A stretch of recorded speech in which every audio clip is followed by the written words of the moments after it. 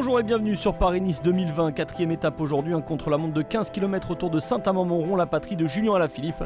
Un tracé sélectif qui pourrait nous donner une bonne indication sur les forces en présence pour la victoire finale sur cette course au soleil. Thomas De Gendt est un bon rouleur et parmi les premiers à s'élancer, le Belge signe le meilleur temps en 19 minutes et 4 secondes. Troisième du dernier chrono sur le Tour de France à Pau, il avait d'ailleurs fallu attendre les passages de Thomas et Alaphilippe pour qu'il ne soit privé de la victoire.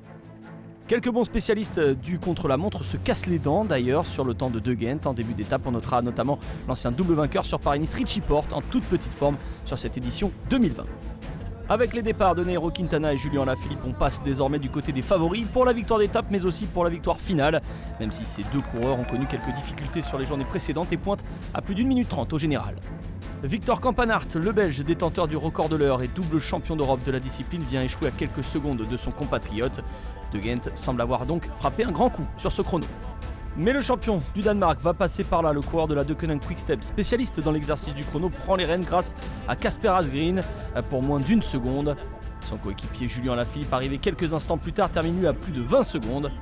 Mais le Danemark ne s'arrête pas là et va frapper un autre grand coup avec Søren Kragh Andersen de l'équipe Sunweb qui met lui 12 secondes à son compatriote pour prendre la tête de l'étape. Maximilian Schachmann est lui parti pour éteindre tous les doutes le concernant. Le champion d'Allemagne est un bon rouleur et le prouve sur la première partie du tracé. Il prend 6 secondes sur la meilleure marque à mi-parcours de Pello Bilbao. Le maillot jaune entre en résistance sur la deuxième partie, un peu juste tout de même sur la ligne d'arrivée pour remporter une deuxième étape, mais assez pour asseoir sa domination sur ce Paris-Nice 2020.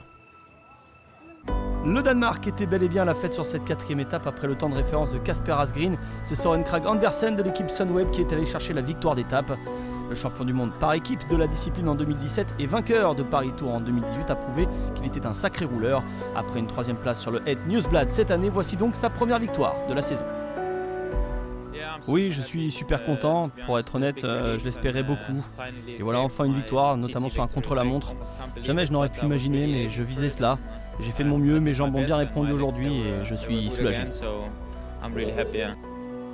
Le Danemark, terre de rouleurs avec 2 hommes sur le podium aujourd'hui, autour du maillot jaune Schachmann. Parmi le top 10 de ce chrono, aucun grand favori pour la victoire finale, si ce n'est désormais Schachmann en personne. L'Allemand prend une option avec 58 secondes sur Andersen. Son coéquipier chez Bora Hansgrohe, Grossschartner, monte sur le podium à plus d'1 minute. Parmi les prétendants, Pinot est à 1,30, Nibali à 1,18 et Higuita à 1,06.